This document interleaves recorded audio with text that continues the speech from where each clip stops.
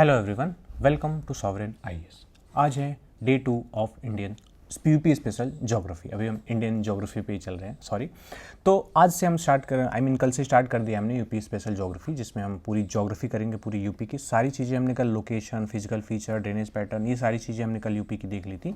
आज हम देखेंगे क्लाइमेट, देखेंगे सॉइल, देखेंगे नेचुरल वेजिटेशन, देखेंगे wild life and tiger reserve देखेंगे। उसके बाद हम एक मोस्ट इंपॉर्टेंट जीआई टैग्स देखेंगे। यहाँ पे आज के इंपॉर्टेंट है, बहुत बहुत क्वेश्चंस पूछे जाते हैं इससे, और बीच बीच में क्वेश्चंस आ जाता है। एक क्वेश्चन आया था वन डिस्ट्रिक्ट वन प्रोग्राम से, उसको भी हम देखेंगे। ऑलराइट, तो जो पहली बार आए हैं उनको मैं बता दूं कि हम एक 8 मंथ की स्ट्रेटजी फॉलो कर रहे हैं यूपीपीएससी 2026 के लिए, जो कि है 6 दिसंबर 2026 को ऐसा हुआ है। कुछ दिनों में नोटिफिकेशन ड्रॉप होने वाला है, तो प्लीज़ तैयारी हमको क्या करनी है, पहले से करनी है।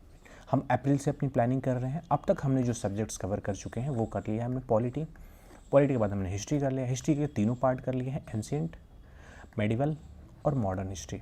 इनकी जो मर्ज्ड पीडीएफ है वो अपलोड हो चुकी हैं टेलीग्राम चैनल पे। डिस्क्रिप्शन में लिंक है, वहाँ पे ज्वाइन कर लीजिए, आपको मिल जाएंगी। उसके बाद हमने ज्योग्राफी स्टार्ट किया। ज्योग्राफी में हमने पहले आप कॉन्सेप्ट बिल्ड किया अपनी फिजिकल ज्योग्राफी से, उसके बाद हमने वर्ल्ड ज्योग्राफी किया, उसके बाद हमने इंडियन ज्योग्राफी किया। अब हम कर रहे हैं यूपी स्पेशल ज्योग्राफी। ठीक है, 2 लेक्चर हो, आज दूसरा लेक्चर है, उसके बाद 3 लेक्चर और होंगे। उसके बाद हम क्या करेंगे, इसको ख़त्म कर लेंगे। उसके बाद हम इन्वायरमेंट शुरू करेंगे। और साथ साथ हम क्या कर रहे हैं, जितने भी इस टॉपिक से क्वेश्चंस आए हैं 15 सालों में, उसको हम क्या कर रहे हैं, सॉल्व करने रहे हैं। ऑलराइट, तो जो टारगेट आप फॉलो कर रहे हैं, आज है हमारा 24 तारीख। आज है हमारा 24 तारीख, ठीक है। आज हम यूपी की क्लाइमेट पढ़ेंगे, सॉइल पढ़ेंगे, नेचुरल वेजिटेशन और वाइल्ड लाइफ सेंचुरीज पढ़ेंगे। कल के लेक्चर में हमने ये 23 जून को देखा था, यूपी स्पेशल के location, physical feature, reverse, drainage of UP, ये सारी चीज़ें हमने देखी थी। नोट्स क्या है, टेलीग्राम चैनल पे अपलोडेड है, और टारगेट्स के साथ ही थोड़ी देर में अपलोड कर दिए जाते हैं। आप वहाँ से ज्वाइन करके डाउनलोड करके फॉलो कर सकते हैं। और ये जो नोट्स हैं यूपी स्पेशल की, ये एकदम अपडेटेड हैं, राइट। ओके, उसके बाद हम कितने लेक्चर, 1 2 3 लेक्चर और करेंगे। उसके बाद हम 3 लेक्चर में क्या करेंगे, इसको वाइंड अप कर लेंगे। एक दिन आपका रिवीजन का मिलेगा, फिर एक बफर डे होगा, और लास्ट दिन आपको क्या करना है, पूरी ज्योग्राफी आपको रिवाइज करनी है। ऑलराइट, तो शुरू करते हैं आज का जो लेक्चर है हमारा। तो कल के लेक्चर में हमने क्या किया था, पहले हमने यूपी देखा था, ऐसे यूपी के हमने सारे डिस्ट्रिक्ट्स देखे थे, डिवीज़न देखे थे, मंडल हम जिसको कहते हैं, राइट। लोकेशन हमने देखी थी। उसके बाद हमने देखा था फिजिकल फीचर्स हमने देखे थे, राइट। फिजिकल फीचर्स में हमने प्लेन देखा था, ग्रेट प्लेन, उसके बाद तराई वाला रीजन, फिर खादर, बांगर, ये सारी चीज़ें देखी थी। उसके बाद हमने एक डिस्ट्रिक्ट दिखा था, बहुत बहुत ज़्यादा इंपॉर्टेंट डिस्ट्रिक्ट, ललितपुर। उसके बाद हमने देखा था एक सोनभद्र डिस्ट्रिक्ट भी देखा था। तो ये हमने ये देखा। उसके बाद हमने रिवर्स देखे, बहुत बहुत मोस्ट इंपॉर्टेंट रिवर्स हैं, ठीक है। क्वेश्चन यहाँ से पूछे जाते हैं, यहाँ से क्वेश्चन पूछे जाते हैं, यहाँ से क्वेश्चन पूछे जाते हैं, कभी डिस्ट्रिक्ट से भी पूछे जाते हैं, ठीक है। तो ये हमने कल के लेक्चर में देखा था। फिर ड्रेनेज देखा था, पूरा यूपी में पानी कहाँ से मिलता है, ये हमने देखा था।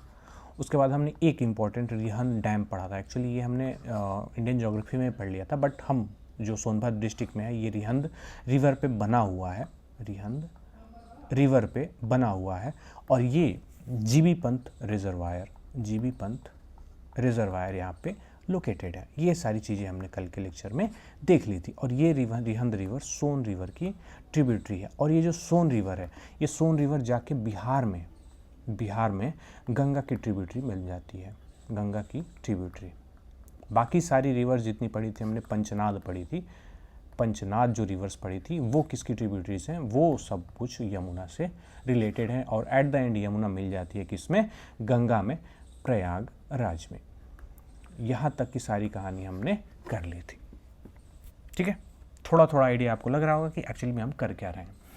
आज के लेक्चर में हम करेंगे, पहले सेक्शन में क्लाइमेट देखेंगे, monsoon season, rainfall zones, regional variability की क्या कहाँ चेंजेस आते हैं। उसके बाद हम सॉइल्स देखेंगे, 6 टाइप की सॉइल होती हैं। फिर डिस्ट्रीब्यूशन कहाँ वो होती हैं, एक हम ओवरव्यू लेंगे। हमको ये नहीं पता है, हम डिस्ट्रिक्ट में एक डिस्ट्रिक्ट में जाके चेक नहीं करेंगे कि गाजीपुर में कौन सी मिट्टी है। हम एक ब्रॉड व्यू लेंगे कि हाँ, इस एरिया में कौन सी मिट्टी हो सकती है, या फिर ब्रॉडली कौन सी मिट्टी यहाँ पे है, ठीक है। तीसरे सेक्शन मोस्ट इंपॉर्टेंट है, और ये फॉरेस्ट टाइप का है। फॉरेस्ट टाइप कितने फॉरेस्ट हैं, फॉरेस्ट सर्वे का डेटा है, इंडियन स्टेट फॉरेस्ट का जो रिपोर्ट आती है उसके फिर डिस्ट्रिक्ट वाइज क्या है कवरेज, थोड़ी सी जानकारी हम लेंगे, पूरा डिस्ट्रिक्ट का तो हम नहीं ले पाएंगे, लेकिन हाँ थोड़ी सी जानकारी हम इसको लेंगे।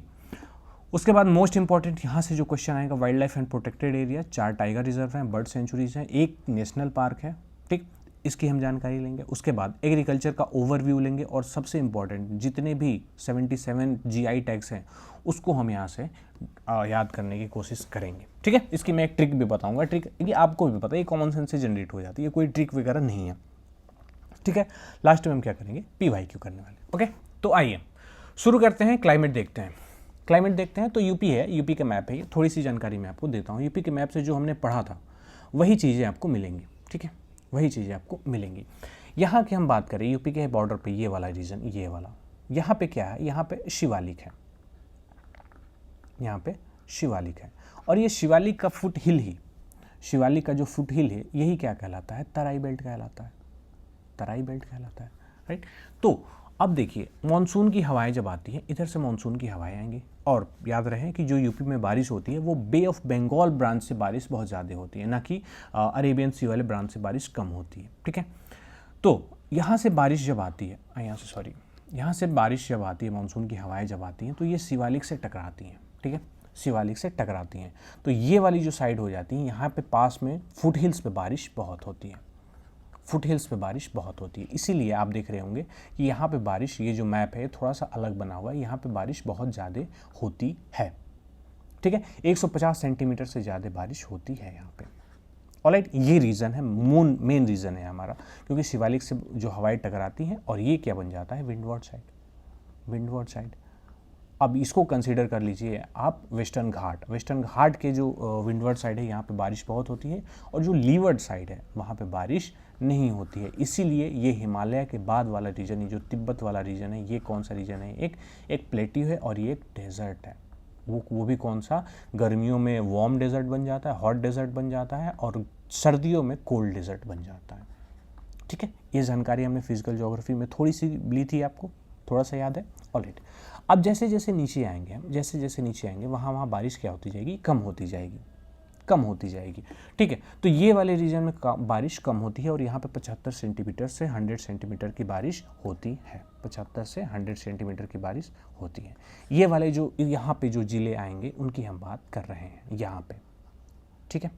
उसके बाद जैसे जैसे हम फिर नीचे आएंगे तो इधर कोई बैरियर नहीं है हमारे पास, कोई बैरियर नहीं है, कोई बैरियर नहीं होने के कारण इधर बारिश क्या होती है, एकदम कम होती है, और जो मानसून की हवाएं हैं वो चली जाती हैं यहाँ से दिल्ली से टकरा के एकदम ऊपर की तरफ, ठीक है। मानसून वीक पड़ जाता है पीछे आते आते, ऑलराइट। और ये क्या है, वाटर डिवाइड है, वाटर डिवाइड, ये जो अरावली की रेंज है, और यहाँ से बारिश टकराती है तो दिल्ली में आपको पता है कि बारिश बहुत ज़्यादा होती है, ऑलराइट। ये रीजन है। उसके बाद हम नीचे आते हैं, बुंदेलखंड वाला रीजन, ये क्या है, ये रीजन हमें शुरू से पता है कि ये वाला रीजन क्या है, ड्राई है। ड्राई क्यों है, क्योंकि यहाँ पे रिवाइंस है, यहाँ पे कोई जंगल नहीं है, मतलब कि जंगल है, मतलब कहने का मतलब ये है कि यहाँ पे बारिश बहुत कम होती है, ठीक है, क्योंकि इधर से हवाएं आती है वो इधर चली जाती हैं, अगर अरेबियन सी की बात करें, फिर अगर बे ऑफ बंगाल की बात करें तो ये भी हवाएं इधर चली जाती हैं। यहाँ पे कोई बारिश उतनी ज़्यादा नहीं होती है, और ये सूखाग्रस्त वाला इलाका है, इसीलिए ड्रॉट प्रोन रीजन है, वाटर की कमी है। वाटर स्ट्रेस डिस्ट्रिक्ट है, डिस्ट्रिक्ट साइंस में केन बेतवा लिंक का प्रोजेक्ट लाया जा रहा है, इसी वजह से कि जो केन का एक्सेस वाटर है वो किस में डाला जाए, बेतवा रिवर में डाला जाए, ठीक है। तो ये थोड़ा सा इंपॉर्टेंट चीज़ें हैं जिसकी वजह से ये थोड़ी सी चीज़ें आपको जानने की ज़रूरत है, ठीक है, ऑलराइट। आइए, तो तराई बेल्ट में हाईएस्ट रेनफॉल होती है, ये फ्लड प्रोन एरिया है, घाघरा, राप्ती और शारदा रिवर जब एंटर करती है तो ये फ्लड प्रोन रीजन है। उसके बाद यहाँ पे हाई ह्यूमिडिटी है, कूलर समर है, यानी कि जो अब मान लीजिए कि इधर बारिश बहुत ज़्यादा होती है तो यहाँ क्या होगा, यहाँ पे बारिश ज़्यादा होगी तो गर्मियों के टाइम में क्या होगी, ठंडी होगी, दिन ठंडा होगा, डेंस वेजिटेशन है, और फिर वेटलैंड्स एंड वाइल्ड लाइफ है। इसी रीजन में जो भी हम वाइल्ड लाइफ पढ़ेंगे, जो भी हम नेशनल पार्क पढ़ेंगे, वाइल्ड लाइफ सेंचुरीज पढ़ेंगे, मोस्ट ऑफ द जो हैं वो सारी चीज़ें किसी बेल्ट में, तराई वाले बेल्ट में पाई जाती है। क्यों, क्योंकि हमने कल के लेक्चर में पढ़ा था कि यहाँ पे मार्शी लैंड है, मार्शी लैंड है। और मार्शी लैंड क्या होते हैं, वाटर होल्ड करती है, वाटर कैपेसिटी इनमें ज़्यादा रहती है, थ्रू आउट द ईयर इनमें वाटर लॉक्ड होता है। जब वाटर लॉक्ड होगा तो इसमें वेजिटेशन काफ़ी ज़्यादा अच्छा होगा। जब वेजिटेशन काफ़ी ज़्यादा अच्छा होगा तो इनमें फॉरेस्ट कवर बहुत अच्छा होगा। फॉरेस्ट कवर बहुत अच्छा होगा तो इसमें वेजिटेशन बायोडाइवर्सिटी काफ़ी ज़्यादा अच्छी होगी। और बायोडाइवर्सिटी में क्या होता है, बायोडाइवर्सिटी में एनिमल भी होते हैं, प्लांट भी होते हैं, तो सभी क्या होंगे, एनरिच्ड होंगे। और इसी वजह से क्या होता है, इसी प्लेन में, इसी रीजन में, इसी वजह के तराई बेल्ट में ही दुधवा टाइगर रिजर्व है। Dudhwa national park, Dudhwa tiger reserve इसी में है। ठीक है, समझ में आ रही चीज़ है? ओके। और ये वाले रीजन में तो एलुवियल सॉइल है ही नहीं। ठीक है, थोड़ा सा कनेक्ट करिए, लास्ट लेक्चर से थोड़ा सा कनेक्ट करेंगे तो समझ में आएगा। ओके, ये जो गंगा प्लेन है, गंगा प्लेन में मॉडरेट रेनफॉल है 75 से 100 सेंटीमीटर तक। एलुवियल सॉइल इसमें काफ़ी ज़्यादा डीप है, फर्टाइल है, बहुत ज़्यादा फर्टाइल है।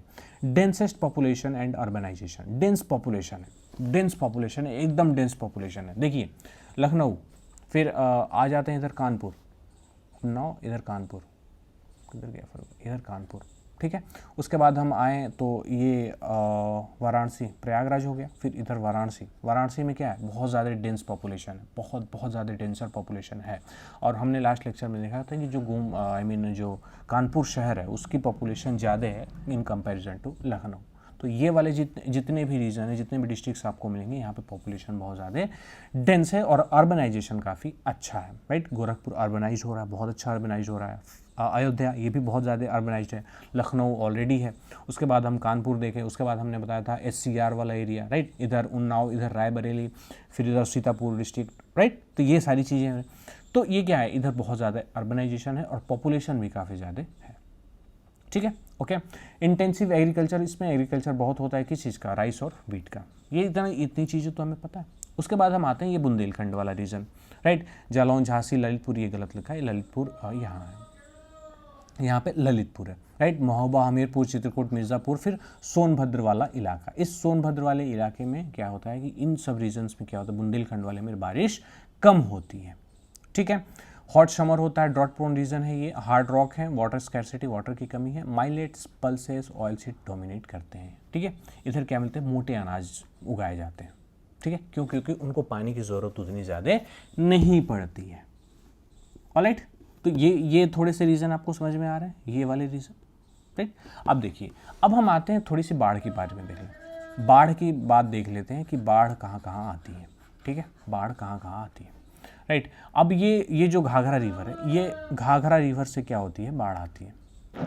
ठीक है, ये गंगा रिवर जब इधर की तरफ पे जाती है, गाजीपुर से लेकर बलिया तक, इनके बीच में छपरा में इधर बाढ़ आती है, थोड़ी सी बाढ़ आती है, राइट। प्रयागराज में बाढ़ आती है, बाढ़ होना शुरू हो जाती है। क्यों, क्योंकि वाटर, यमुना का भी वाटर और गंगा का भी वाटर और मानसून के सीजन में बारिश का भी वाटर सब मिल के क्या करता है, प्रयागराज को डुबा देता है।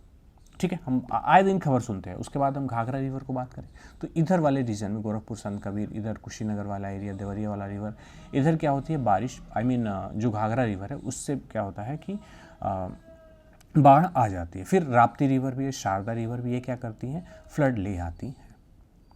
ठीक है, अब ये इधर फ्लड ले आती हैं क्योंकि इनके पास पानी है। क्यों पानी है, क्योंकि ये हिमालयन रिवर से आ रही है, ये हिमालय से आ रही है। हिमालय में क्या होता है, हमेशा और हमेशा पानी रहता है 12 महीने। ठीक है, तो ये सारे रीजन्स है जिसकी वजह से ये वाली जो रिवर्स हैं वो फ्लड लेके आती हैं in comparison to this river. इधर से जो रिवर आएंगे, केन, बेतवा, सोन, चंबल, ये सारी रिवर्स बाढ़ नहीं लेके आएंगे। क्यों, क्योंकि इनके पास पानी कमी है। अगर पानी ही इतना ही ज़्यादा रहता तो ये वाला एरिया फर्टाइल नहीं रहता, क्या है कि नहीं। ठीक है, तो ये वाला रीज़न है।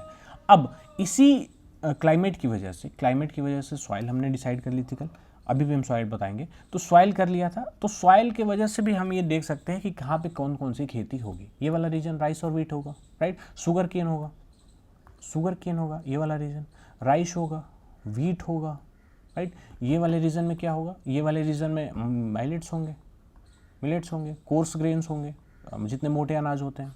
ठीक है, तो ये यहाँ पे होंगे। उसके बाद अगर हम बात करें, अब क्या देखें हम, ठीक है, हाँ, बारिश के 4 सीज़न होते हैं। यूपी में 4 सीज़न होते हैं। जैसे अभी यूपी का, अगर आप यूपी से हैं तो बहुत अच्छे से आप रिलेट कर पा रहे होंगे। यूपी से हम बात करें तो विंटर महीना में, विंटर में नवंबर से फरवरी तक पड़ता है। 5 डिग्री तक टेम्परेचर जाता है, 0 से 5 डिग्री तक टेम्परेचर क्या होता है, जाता है। ठीक है, कोल्ड एंड ड्राई हवाएं चलती हैं, बहुत ठंडी और सूखी हवाएं चलती हैं, आपने देखा होगा ये वाले पूरे रीजन में, ये पूरे रीजन में क्या करती है, ऐसी हवाएं चलती हैं। फिर वेस्टर्न डिस्टर्बेंस की वजह से, वेस्टर्न डिस्टर्बेंस जब आता है, वेस्टर्न डिस्टर्बेंस हमने बहुत बहुत डिटेल में पढ़ा है, बहुत डिटेल में पढ़ा है, ठीक है। तो डिटेल में पढ़ने के कारण हम क्या करते हैं, वेस्टर्न डिस्टर्बेंस आता है, वेस्टर्न डिस्टर्बेंस हम लेके क्या आता है, हमें विंटर में रेनफॉल लेके आता है, रेनफॉल लेके आता है। और जब विंटर में रेनफॉल लेके आता है तो यूपी में जो नॉर्दर्न प्लेन्स है उसमें हम क्या बोलते हैं, इसको महावत बोलते हैं, इसको हम क्या बोलते हैं, महावत बोलते हैं, ठीक है, महावत बोलते हैं। ये सारी चीज़ें हमको पता है, ठीक है। जो किसके लिए किसको हेल्प करता है, वो करता है रबी क्रॉप्स को हेल्प करता है ग्रोथ करने में, ठीक है, गेहूँ, मस्टर्ड, ये सारी चीज़ें। गर्मी भी बहुत बहुत प्रचंड गर्मी पड़ती है, इन सारे रीजन्स में क्या चलता है, ये जो प्लेन है इसमें लू चलती है, लू की हवाएं चलती हैं, और लू की हवाएं क्या होती हैं, हॉट होती हैं और प्लस ड्राई होती हैं, गर्म होती हैं और सूखी होती हैं, ठीक है। उसके बाद हम बात करें, आंधी भी चलती है, आंधी भी चलती है, आंधी भी चलती है, ठीक है। जब क्या होता है, शाम हो जाती है, जब प्रेशर बहुत लो प्रेशर हो जाता है तो हाई प्रेशर की तरफ से हवाएं चलती हैं, और वो हवाएं आके क्या करती हैं, ये धूल भरी आंधी इसमें चलती है, हर शाम को चलती है। मॉनसून कब आता है, जून के आखिरी महीने में आता है, आई मीन जून के लास्ट डेज में आता है। देखिए अभी आप यूपी से हैं तो अभी आपको पता होगा, अभी मॉनसून आया था, अभी स्टार्टिंग में बारिश हुई थी, बट अभी नहीं आया, राइट। क्यों, क्योंकि जो हमारी जो बारिश होती है वो बे ऑफ बंगाल रीजन से ज़्यादा बारिश होती है, ठीक है। मानसून के बाद क्या होता है, पोस्ट मानसून अक्टूबर से नवंबर में रिट्रीटिंग मानसून साइक्लोनिक रेल में अफेक्ट ईस्ट यूपी। अब देखिए, अगर आपने फिजिकल ज्योग्राफी पढ़ी थी मेरे साथ, तो मैंने ये बताया था कि जब साइक्लोन्स आते हैं तो जब साइक्लोन्स आते हैं तो साइक्लोन साथ में क्या लाते हैं, रेनफॉल लेके आते हैं। जब रेनफॉल लेके आते हैं तो ये रेनफॉल यूपी के यहाँ तक आ जाते हैं, यहाँ तक, और मौसम यहाँ तक ख़राब करते हैं, बारिश यहाँ तक होती है, ठीक है। जो भी अगर कोई भी तूफान आता है बे ऑफ बंगाल में, तब हमने बात की थी बिहार जाता है, बिहार आखिरी, बट ईस्टर्न यूपी लखनऊ के बाद वाले रीजन में क्या होता है, यहाँ तक क्या आता है, यहाँ तक साइक्लोनिक रेन आती है, ठीक है। तो ये कब होता है, मानसून के बाद, जब मानसून ख़त्म हो जाता है। तो आपने देखा होगा कि दिवाली से पहले और उसके बीच में एक टाइम ज़रूर आता है जब मौसम काफ़ी ठंडा हो जाता है, बहुत बहुत ज़्यादा ठंडा हो जाता है, और हम कहते हैं कि यार अब ठंडी का मौसम आ गया, ठीक है। तो ये रीज़न है, ये हमारी यूपी है, अगर आप यूपी से हैं तो ये कुछ रीजंस हैं। एग्रीकल्चर हम देख लेते हैं, वेस्टर्न यूपी में क्या है, बेटर इरीगेशन है, wheat, sugarcane belt, benefits from mahawat. अब देखिए वेस्टर्न यूपी में ये वाला रीजन की बात करें तो ये वाले रीजन में थोड़ा सा ये हौच पौच हो गया, ठीक है। अब आते हैं, ये थोड़ा सा हौच पौच हो गया, ओके। ये वाले रीजन में क्या है कि एग्रीकल्चर काफ़ी अच्छा होता है, एग्रीकल्चर काफ़ी अच्छा होता है। इसका रीज़न मैं बताता हूँ। लास्ट क्लास में हमने पढ़ा था ग्रीन रिवोल्यूशन की हमने बात की थी। तो ग्रीन रिवोल्यूशन सक्सेस कहाँ पे हो गया था, पंजाब हरियाणा में और वेस्टर्न यूपी में हुआ था। क्यों, क्योंकि यहाँ के जो किसान थे उनके पास क्या था, पैसे थे, अमीर थे, पैसे थे उनके पास, और ये इसी वजह से क्या अफोर्ड कर पाते थे, हाई यील्डिंग वैरायटी के सीड्स अफोर्ड कर पाते थे, फर्टिलाइज़र अफोर्ड कर पाते थे, उसके बाद ये मशीनरी अफोर्ड कर पाते थे, और मशीनरी ये सब अफोर्ड करने के बाद अब क्या करते थे कि ये लोग उसके बाद सब कुछ अफोर्ड कर लेते थे, और जिसकी वजह से क्या हुआ था, जो ग्रीन रिवोल्यूशन था वो इधर के साइड में बहुत ज़्यादा सक्सेसफुल रहा था। और आज भी आप देखते होंगे इधर के किसान, पंजाब, ये हरियाणा, इधर पंजाब की जो एरिया है, इधर के किसान क्या है, बहुत ज़्यादा अमीर है, बहुत ज़्यादा रिच हैं इन कंपैरिजन टू ये ईस्टर्न यूपी वाले बिहार। ईस्टर्न यूपी वाले फार्मर बहुत वीक हैं इधर। एक तो इधर फार्म होल्डिंग बहुत कम है, लोगों के पास ज़मीनें कम है। क्यों, क्योंकि जो लैंड डिवाइड हो जा रहे हैं घरों के बीच में, लाइक एक बेटा है, फिर उसके पिता थे, दोनों बेटों में डिवाइड हो गया, फिर उनके लड़के फिर डिवाइड हो गया। तो ये सारी चीज़ें लैंड फ्रेगमेंटेशन हम जिसे कहते हैं। तो ये वाले रीजन में क्या होता है, एग्रीकल्चर काफ़ी ज़्यादा होता है, मशीनरी इनके पास बहुत थी। तो यहाँ पे क्या होता है, ट्यूबवेल कल्चर, अंडरग्राउंड वाटर को हम क्या करके अंडरग्राउंड वाटर निकाल के क्या करते हैं, बहुत ज़्यादा एक्सटेंसिव एग्रीकल्चर करते हैं। और ये पूरे रीजन में बहुत ज़्यादा एक्सटेंसिव एग्रीकल्चर हम करते हैं। लास्ट क्लास में हमने पढ़ा था जब वर्ल्ड ज्योग्राफी कर रहे थे, सॉरी इंडियन ज्योग्राफी, तो उसमें हम देखा था कि 92% of underground water, underground fresh water हम कहाँ यूज़ करते हैं, एग्रीकल्चर में यूज़ करते हैं, ठीक है। तो ये रीज़न रहा। उसके बाद हम देखें वीट और शुगर केन यहाँ पे होती हैं, जिससे किससे बेनिफिट होता है, और ये जब वेस्टर्न डिस्टर्बेंस आती है तो यहाँ पे बेनिफिट होता है। क्यों? क्योंकि वो बारिश लेके आते हैं और यहाँ से हवाएं टकराती हैं वेस्टर्न डिस्टर्बेंस की, ये जो शिवालिक से वहाँ पे क्या होती है, पूरी बारिश होती है, वेस्टर्न यूपी से ईस्टर्न यूपी तक बारिश होती है। ठीक है, अब बात करें सेंट्रल यूपी में। सेंट्रल यूपी में राइस वीट सिस्टम है, यहाँ पे मिक्स्ड एग्रीकल्चर है। ये वाला रीजन क्या है, ये अगर हम बात करें ये वाला मिक्स्ड एग्रीकल्चर यहाँ पे होता है, राइस भी होता है, वीट भी होता है, शुगर केन भी, सब कुछ होता है, एक नॉर्मल रेंज में होता है। उसके बाद हम ईस्टर्न यूपी में आए तो राइस डोमिनेंट है, फ्लड सेंसिटिव एग्रीकल्चर है। अब देखिए जब हम ईस्टर्न यूपी में आएंगे, ये बलिया, गाजीपुर, फिर देवरिया, लखनऊ के बाद गोरखपुर, राइट, खलीलाबाद, फिर संत कबीर नगर, बस्ती, गोंडा, ये सब रीजन्स में हम जब आएंगे, ये वाले रीजन में आएंगे, तो ये रीजन आप देखिए, इस रीजन में बाढ़ के चांसेस बहुत होते हैं। आप ये आती है, ये सॉरी ये यहाँ पे, हाँ, ये रिवर यमुना है, फिर गंगा रिवर आती, ये गंगा रिवर, ऐसे गंगा रिवर यहाँ पे इस रीजन में बारिश ले फ्लड ले आती है, फिर घाघरा रिवर इस रीजन में फ्लड ले आती है, फिर राप्ती रिवर भी इस रीजन में क्या लाती है, बाढ़ ले आती है। तो जब बाढ़ ले आती है तो most of the area of eastern UP flows in flood से ये हो जाता है, फ्लड में डूब जाता है, बाढ़ में डूब जाता है। जब बाढ़ में डूब जाता है तो यहाँ पे फ्लड सेंसिटिव एग्रीकल्चर होगा। फ्लड सेंसिटिव यानी कि ये क्या होगा कि ऐसी हम खेती करेंगे कि फ्लड से उसको हानिकारक ना पहुँचे। जैसे हम क्या करेंगे, राइस लगाते हैं। ठीक है, अब देखिए अभी मौसम काफ़ी अच्छा हो रहा है, अच्छा तो नहीं हो रहा है, एक्सट्रीम हो रहा है। तो देखिए जब क्या होगा कि बारिश हो जाती है, जब बारिश अभी हो जाएगी, बहुत ज़्यादा बारिश होगी, मानसून होगा, तो क्या होता है कि अक्टूबर में हम क्या बोलते हैं, रबी की क्रॉप बोलते हैं। ठीक है, तो जब ये बारिश हो जाएगी, मान लीजिए सितंबर में बहुत दबा के बारिश हुई, तो जो राइस लगा है, जो खरीफ की फसल लगी है, तो उसको हम काट नहीं पाते, उसको हम क्या करते हैं, पानी में घुस के हम काटते हैं, राइट। बट वो फील्ड क्या होता है, यहाँ पे मैं बताता हूँ, राइट। हाँ, एक चीज़ मैं बता रहा हूँ कि देखिए राइस हम बोते हैं अभी, राइस यानी कि खरीफ वाला सीज़न। ठीक, खरीफ वाला सीज़न अभी हम जून से बोएंगे, जून से लेके अक्टूबर तक। ठीक, अक्टूबर तक। उसके बाद हम कह रहे हैं ये रबी वाली क्रॉप हम लगा दिए अक्टूबर से लेके फरवरी तक।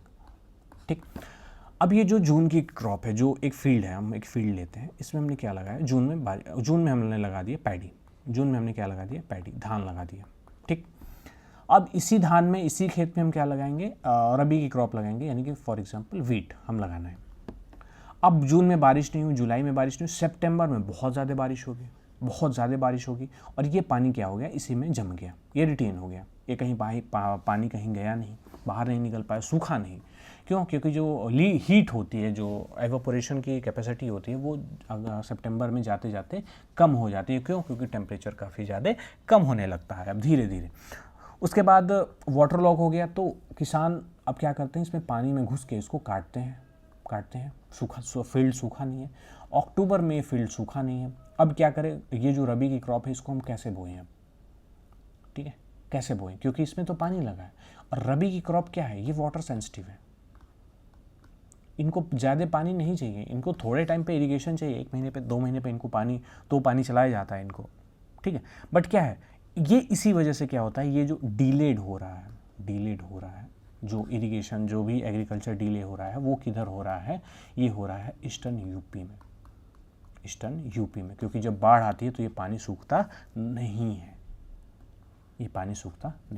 समझ में आई चीज़ें, okay, alright.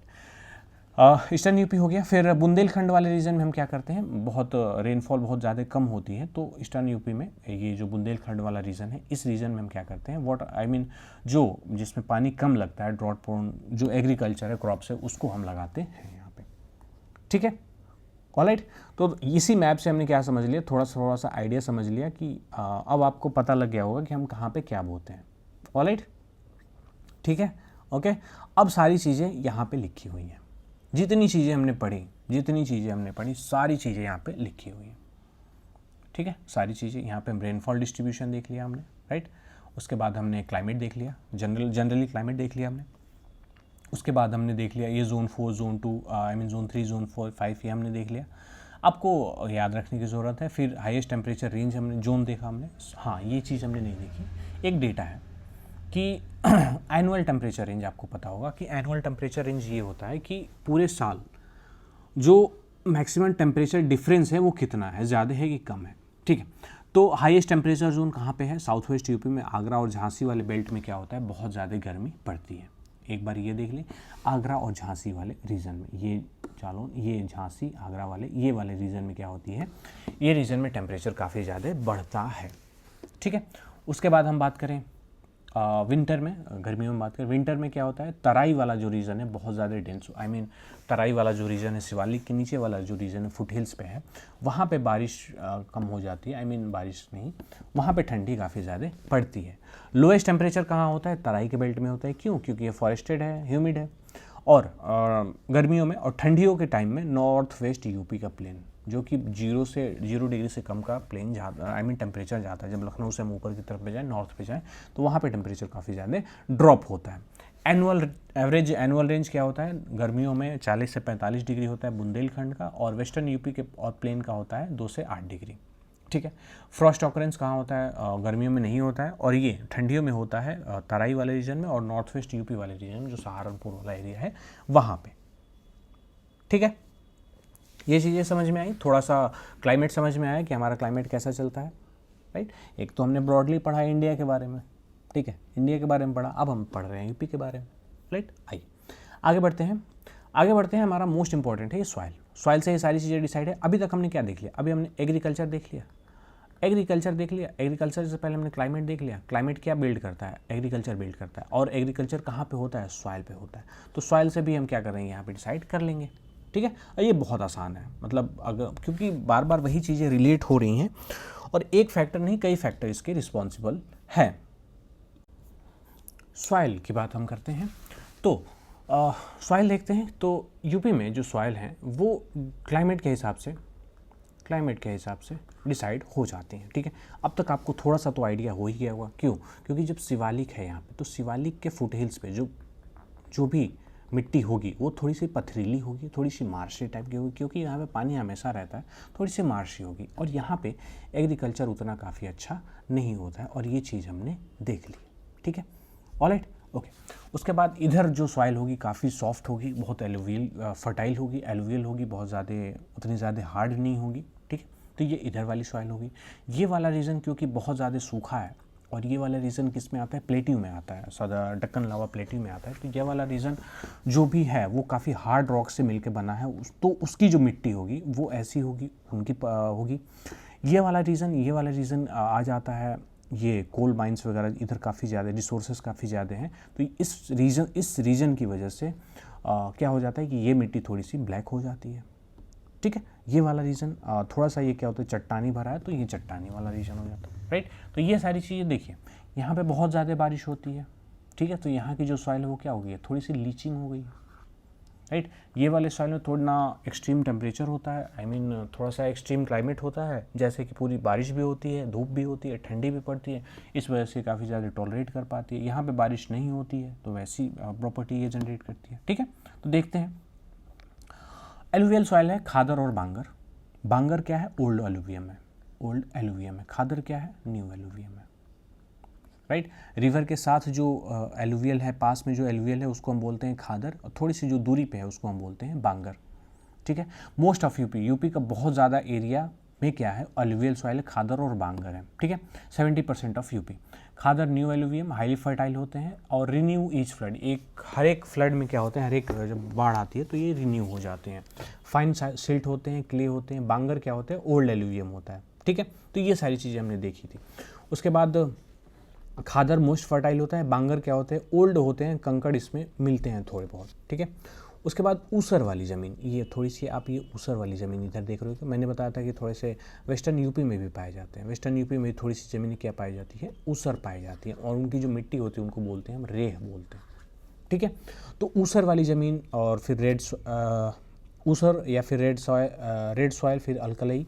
Agra, Mathura, Aligarh, Etah, Kanpur, Unnao, parts of Lucknow district में क्या पाया जाता है, थोड़ी सी ऊसर ज़मीन पाई जाती है। क्यों, क्योंकि ये वाटर लॉक्ड होती हैं, पुअरली ड्रेन्ड होती हैं, राइट। इनमें बहुत ज़्यादा ड्रेनिंग प्रॉब्लम होती है। फिर high content of sodium carbonate होता है, क्योंकि ये अल्कलाइन होती है, ठीक है, अल्कलाइन होती है, पीएच क्या होता है 8 से ज़्यादा हो जाता है, ठीक है।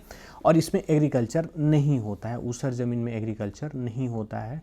और बट ये क्या होता है, रिक्लेमेबल होता है। थोड़ा सा हम अगर ड्रेनेज पैटर्न अच्छा कर दें, उसके बाद हम थोड़ी सी मिट्टी कटवा दें, ऊपर से मिट्टी कटवा दें, तो ये क्या हो सकता है, यहाँ पे खाद डाल दें, मैन्योर डाल लें, हम फर्टिलाइज़र नहीं मैन्योर डालें, तो थोड़े टाइम के बाद ये जो होती है इनकी फर्टिलिटी वापस आ जाती है। ठीक है, ओके। उसके बाद हम आते हैं रेड सॉइल बुंदेलखंड वाले रीजन में। कौन कौन से बुंदेलखंड प्लेटू में, झांसी, ललितपुर, हमीरपुर, महोबा, मापांदा, इन वाले रीजन में कौन सी मिट्टी पाई जाती है, रेड सॉइल पाई जाती है। किससे बनती है, क्योंकि ये बनी है weathering of pre Cambrian granite और नीस रॉक के वेदरिंग से ये मिट्टी बनी हुई है। किस कलर की होती है, रेड कलर की होती है। क्यों, इसमें आयरन ऑक्साइड पाया जाता है। ठीक है, पोरस होती हैं, लो वाटर रिटेंशन होता है, तो बिल्कुल सही बात है, लो वाटर होता है, इनमें वाटर रिटेन नहीं कर पाती हैं, वाटर रिटेन नहीं कर पाती हैं, जिसकी वजह से इधर एग्रीकल्चर उतना ज़्यादा अच्छा नहीं होता है। कोई भी वाटर इंटेंसिव क्रॉप्स इधर नहीं होती हैं। ठीक है, डेफिशिएंट इन नाइट्रोजन होते हैं, फॉस्फोरस और लाइम, इनमें क्या होता है, डेफिशिएंसी होती है। और इवन क्या है कि जो भी हमारी पूरे भारत की जो भी सॉइल हैं वो किस चीज़ में डिफिशिएंट है, फॉस्फोरस में डिफिशिएंट है। ठीक है, बुंदेलखंड वाला red soil poor for agriculture, drought prone है, और इसमें क्या उगाए जाते हैं, मोटे अनाज उगाए जाते हैं, जिसकी वजह से केन बेतवा लिंक को इरिगेशन फैसिलिटीज़ के लिए ज्वाइन किया जा रहा है। फिर आते हैं ब्लैक सॉइल। ब्लैक सॉइल भी पाई जाती है हमारे यहाँ, ब्लैक सॉइल। और ब्लैक सॉइल क्यों पाई जाती है, इनमें ह्यूमस नहीं होता है, इनमें ह्यूमस नहीं होता है, इसकी बात हमने की थी, राइट। इसमें ह्यूमस नहीं होता है क्योंकि ये डक्कन लावा प्लेट्यू को, डक्कन लावा जो प्लेट्यू है उससे क्या होती है, उसको वेदर्ड करती है, वेदर्ड होके और ये मिट्टी बनाई गई हुई। ठीक है, ओके। तो कौन कौन सा रीजन, मिर्ज़ापुर, सोनभद्र, झांसी, थोड़ा सा विंध्या का जो ये विंध्यावन वाला रीजन है इसमें थोड़ा सा पाया जाता है। ठीक है, ये वाला रीजन सोनभद्र और मिर्ज़ापुर मोस्टली ये याद रखिएगा। कैसे बनाई जाती हैं, बसाल्टिक लावा है, ये डक्कन ट्रैप रॉक्स हैं, मॉइस्चर रिटेंटिव है। ये क्या होती है, ब्लैक सॉइल मॉइस्चर को रिटेन कर पाती है, बहुत टाइम तक रिटेन कर पाती है, और ये सेल्फ प्लोइंग भी है, राइट। ब्लैक सॉइल की अगर प्रॉपर्टी आप थोड़ी सी पता है जब हमने पढ़ी थी। उसके बाद ये इसमें कॉटन की खेती बहुत ज़्यादा होती है, कॉटन की खेती ब्लैक सॉइल में ही होती है। Alright, cracks when dry, swells when wet, self flowing, rich in calcium, magnesium, poor in nitrogen और फॉस्फोरस। कोई भी हमारी जो भी सॉइल है उसमें हम क्या देखेंगे, नाइट्रोजन और फॉस्फोरस में पुअर होती है। ठीक है, इसमें क्या होता है, सोयाबीन की खेती होती है, सेल्फ फ्लोइंग प्रॉपर्टी इसमें है। लेटराइट सॉइल आते हैं, extreme south of Sonbhadra, parts of Mirzapur highland. यहाँ पे ये कुछ मिर्ज़ापुर की ये वाला जो देख रहे हैं लेटराइट सॉइल। ठीक है, थोड़ा सा रीजन है। Formed by leaching of tropical high rainfall areas, rich in iron, aluminium oxide, poor in nitrogen, phosphorus, brick red colour, harden on exposure to air. ये वाला जो एरिया आप देख रहे हैं मिर्ज़ापुर वाला, लेट मी रेज इट, ये थोड़ा सा ही है, लाल रंग आपको दिख रहा होगा, ये छत्तीसगढ़ के बॉर्डर पे आपको ये वाला दिख रहा है लाल रंग का, राइट। ये भी मैं लाल रंग से ही बना रहा हूँ, वेट, ये वाला रीजन, ये दिख रहा है, ये वाला रीजन। इस रीजन में क्या होता है, इस रीजन में पाया जाता है ये लेटराइट सॉइल।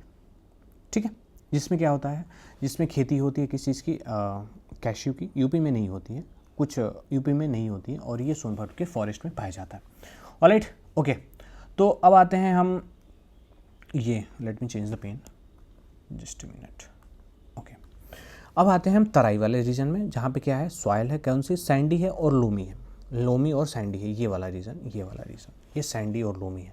बलुअठ मिट्टी जिसको हम कहते हैं भोजपुरी में, इसमें क्या है, बालू का कंटेंट ज़्यादा होता है। और बालू की खेती में क्या होता है, एक चीज़ होती है कि इसमें जो मोटे अनाज होते हैं वो काफ़ी बढ़िया होते हैं, और जो जायद क्रॉप्स यानी कि मेलन्स, वाटरमेलन का सीज़न अभी चल रहा है, ये फिर खीरा, ककड़ी, ये सब चीज़ें इसमें बहुत अच्छे से होती हैं इस वाले रीजन में। ठीक है, तो जायद क्रॉप्स के लिए बहुत ज़्यादा फेमस होता है। उसके बाद देखिए कौन सा रीजन, नॉर्दर्न बेल्ट में पीलीभीत, लखीमपुर खीरी, बहराइच, श्रावस्ती, महाराजगंज, सिद्धार्थनगर, डार्क कलर के होते हैं, हाई ऑर्गेनिक मैटर कंटेंट होता है। हाई ऑर्गेनिक मैटर कंटेंट क्यों होता है, क्योंकि इसमें through out the year water locked होता है।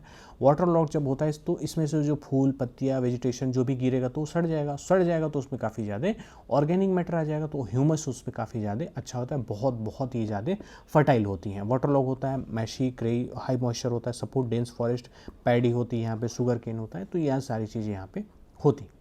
ठीक है, तो ये कुछ रीजंस रहे किस चीज़ के, हमारे यूपी में सॉइल के।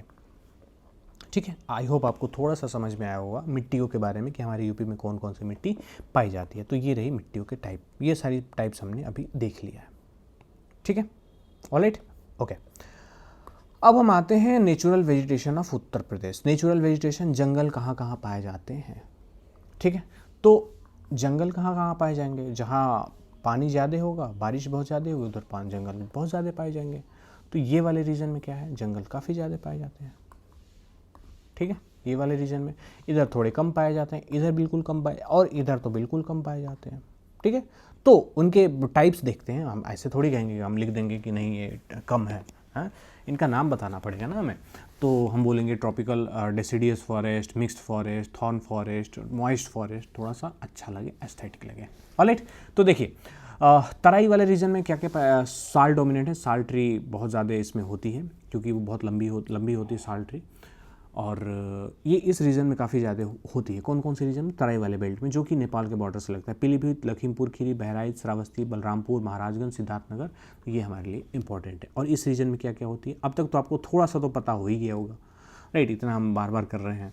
फिर ट्रॉपिकल मॉइस्ट फॉरेस्ट होती है कहाँ पे, तराई के fringe of eastern UP, high rainfall zone, ये वाला मॉइस्ट, ये वाला मॉइस्ट डेसिडियस फॉरेस्ट। फिर आते हैं tropical dry deciduous forest, central UP belt, moderate rainfall zone, इधर बारिश बहुत ज़्यादा होती है। ये वाला जो रीजन है, ये वाला, इसको हम क्या बोलते हैं, ट्रॉपिकल ड्राई डेसिडियस, इधर बारिश कम होती है। ठीक है, इधर बारिश क्या होती है, थोड़ी ज़्यादा होती है। तो इस वाले रीजन में कौन सा जंगल पाया जाता है, ट्रॉपिकल मॉइस्ट डेसिडियस। जहाँ पे बारिश ज़्यादा होगी तो मॉइस्ट, थोड़ा सा मॉइस्ट कर देते हैं ना, मॉइस्ट कर देते हैं। ठीक है, और ये वाला रीजन अगर हम कह दें जहाँ पे बारिश थोड़ी कम होती है, लखनऊ, कानपुर, फर्रुखाबाद, हरदोई, इधर वाले रीजन में ट्रॉपिकल ड्राई डेसिडियस फॉरेस्ट है। ठीक है, अब आते हैं हम ट्रॉपिकल थॉर्न, कांटे वाले कब होते हैं, एपीफाइट्स कब होते हैं, एपीफाइट्स कब होते हैं, जब वाटर कम होता है, लो होता है। ठीक है, वाटर लो क्यों होता है, बारिश नहीं होती है, राइट। तो जो रेगिस्तान है, राजस्थान वाले एरिया में की हम बात करें, तो जो रेगिस्तान है वहाँ पे एपीफाइट्स होते हैं। ठीक है, वेजिटेशन कौन सा होता है, एपीफाइट होता है।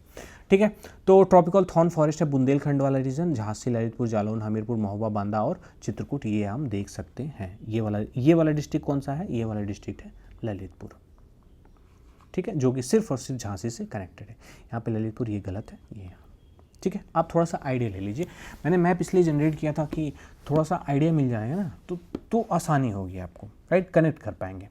विंध्यन मिक्स्ड फॉरेस्ट, यहाँ पे क्या है, मिक्स्ड डेसिडियस है, मॉइस्ट भी हैं और फिर ड्राई भी हैं और मॉइस्ट भी हैं। मिर्ज़ापुर, सोनभद्र और चंदौली वाले, ये वाले डिस्ट्रिक्ट्स में। ठीक है, फिर Terai grassland, elephant, Terai marshy grassland, Dudhwa national park, Katarniaghat wildlife sanctuary, Pilibhit tiger reserve. आपको ये वाला रीजन दिख रहा है, ये वाला रीजन क्या है, तराई वाला रीजन। ठीक है, तो हमारे तराई ग्रासलैंड है, यानी कि इसमें ग्रासेस बहुत अच्छी होती है, और ग्रासेस बहुत अच्छी होंगी तो यहीं पे क्या पाए जाते हैं, नेशनल पार्क पाए जाते हैं।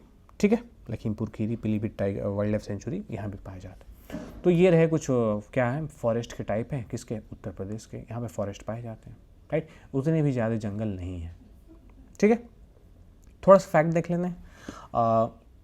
Indian state of forest report आई थी 2023 में, 2 साल पे आती है, 2023 में आती थी, मतलब 1 साल बाद आती है। तो अगर अभी बात करें तो शायद अभी आने वाली होगी। ठीक है, तो हर 2 साल बाद आती है। तो इसमें यूपी का कुछ डेटा है, यूपी का डेटा निकाल के देखते हैं। ये एक्चुअली में क्या होता है ना, 2 वॉल्यूम में रिलीज़ होती है, और इसमें इतना डेटा होता है, 500 1,000 पेजेस के होते हैं। इतना डेटा होता है कि एज अ यूपीपीसीएस एस्पिरेंट या फिर यूपीएससी एस्पिरेंट आप याद नहीं कर पाएंगे पूरे डेटे। ठीक है, हम थोड़ा सा आइडिया लेंगे कि हाँ पूरे हमारे भारत में कितना % ऑफ द फॉरेस्ट है, राइट, और किसी स्टेट के प्रॉपर हम देख लें, वो हो सकता है। हम डिस्ट्रिक्ट वाइज नहीं याद कर सकते। ठीक है, ओके। तो टोटल फॉरेस्ट कवर कितना है हमारे, ट्री कवर है कितना, 14,818 स्क्वायर किलोमीटर, 8,000 स्क्वायर किलोमीटर किसका है, ट्री कवर है। ठीक है, और इसमें क्या है, फॉरेस्ट है। यूपी 9.2% है स्टेट एरिया में अंडर फॉरेस्ट। ठीक है, स्टेट एरिया यानी कि 90 जो यूपी का एरिया अगर 100 किलोमीटर है तो 9 किलोमीटर में ही सिर्फ हमारे पास क्या है, जंगल है। ठीक है, तो हमारे पास जंगल की कमी बहुत ज़्यादा है। राइट। इसी वजह से क्या होता है, बहुत ज़्यादा एक्सट्रीम क्लाइमेट हो रहे हैं, वेदर पैटर्न चेंज हो रहे हैं, सारी चीज़ें चेंज हो रही हैं।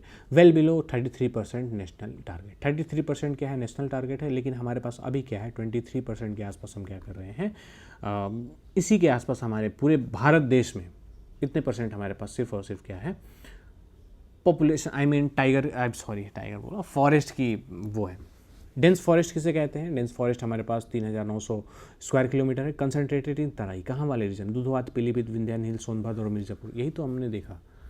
जो मेन फॉरेस्ट है वो इधर ही तो हैं, बस इधर हैं, थोड़े से इधर हैं, बाकी कहाँ है, बाकी कहाँ आपको कहाँ पे जंगल देखने को मिल जाता है, बहुत बड़ा जंगल कहीं नहीं मिलता है, ठीक है। मॉडरेटली डेंस फॉरेस्ट कितना है, 5800 स्क्वायर किलोमीटर है। ट्रांजिशन जोन तराई फ्रिंज बुंदेलखंड वाला रीजन, यानी कि यहाँ से यहाँ जब ट्रांजिट करते हैं ये वाला रीजन से ये वाले रीजन में, तो यहाँ पे थोड़े थोड़े जंगल पाए जाते हैं, यहाँ पे भी और यहाँ पे भी, ठीक है, बुंदेलखंड वाले रीजन में। उसके बाद ओपन फॉरेस्ट कितने हैं, 5100 स्क्वायर किलोमीटर। अब ये क्या हो रहा है, डिग्रेड हो रहे हैं, स्कैटर्ड है। बुंदेलखंड ड्राई फॉरेस्ट है, ह्यूमन प्रेशर जोन बन चुका है, यानी कि एक जंगल लगा है, ओपन फॉरेस्ट है, उधर से भी रास्ता है, उधर से भी रास्ता है, वो और फिर क्या हो रही है, इंक्रोचमेंट हो रही है। जैसे सुरहाताल की मैंने बात की थी कल, हाँ, तो ये क्या हो रहा है, इंक्रोचमेंट हो रहा है। District cover with more than 20% forest cover. Forest cover जो 20% से ज़्यादा है तो सोनभद्र है, पीलीभीत है, श्रावस्ती है और चंदौली है, राइट। सोनभद्र क्यों है, सोनभद्र इस वाले रीजन में आता है। चंदौली क्यों है, क्योंकि इस रीजन में आता है। श्रावस्ती और पीलीभीत इस रीजन में आते हैं, ठीक है, तो याद रखना है। और ये PYQ है 2025 का, जिसने पूछा था कि 20% से ज़्यादा कवर किसके पास है, तो वह है चंदौली और श्रावस्ती, ठीक है। लार्जेस्ट फॉरेस्ट डिस्ट्रिक्ट कौन है, सोनभद्र जिला है, विंध्यन हिल और प्लेट्यू में आता है। मिनरल रिच भी है, फॉरेस्ट रिच भी है, ट्राइबल पॉपुलेशन यहाँ पे रहती है, गोंड, कोल और अगरिया, ये बहुत ज़्यादा इम्पॉर्टेंट है। इम्पॉर्टेंट क्यों है, क्योंकि सबसे कम, अगर हम बात करें, एक क्वेश्चन आया था कि सबसे कम इनमें से सबसे कम ST population in comparison to total population कहाँ पे कम है, ठीक है, तो उसका आंसर था यूपी में 0.9% सिर्फ और सिर्फ क्या है, ट्राइबल पॉपुलेशन है, ठीक है, ओके। तो ये सारी चीज़ें हमने देख ली। अब फॉरेस्ट टाइप हमने देखा कि कौन कौन सा, ट्रॉपिकल मॉइस्ट डिसीडियस, फिर हमने देखा tropical dry forest, right, tropical thorn forest, tropical Vindhyan highland, फिर तराई ग्रासलैंड, ठीक है। तो ये सारी चीज़ें हमने देखी और ये आपको याद कर लेना है, थोड़ा सा आइडिया ले लेंगे ना तो आपको याद हो जाएगा, राइट। अगर आप ये लेक्चर फॉलो कर रहे हैं, अगर आप ये लेक्चर डेली फॉलो कर रहे हैं, आई मीन लेट शुरुआत किया है पर डेली फॉलो कर रहे हैं, तो भी आपको आइडिया मिल जाएगा। कैसे, हम क्लाइमेट देख लेंगे, एग्रीकल्चर देख लेंगे, उससे भी हम पता लगा लेंगे कि यहाँ पे कौन सी ट्री होती होगी। हम बारिश देख लेंगे, एनुअल रेन देख लेंगे, तो भी हमें पता चल जाएगा, ठीक है, ओके। आइए अब आते हैं wildlife and protected areas of Uttar Pradesh. कौन कौन से एरियाज़ हैं, टाइगर रिजर्व हैं, कौन कौन से वाइल्ड लाइफ सेंचुरी है और कौन कौन सा एक नेशनल पार्क हम ज़रूर देखेंगे, ठीक है। आइए, तो वाइल्ड लाइफ सेंचुरी है एक Dudhwa tiger reserve, tiger reserve की बात करते हैं। Pilibhit tiger reserve, Amangarh tiger reserve कहाँ पे, बिजनौर में।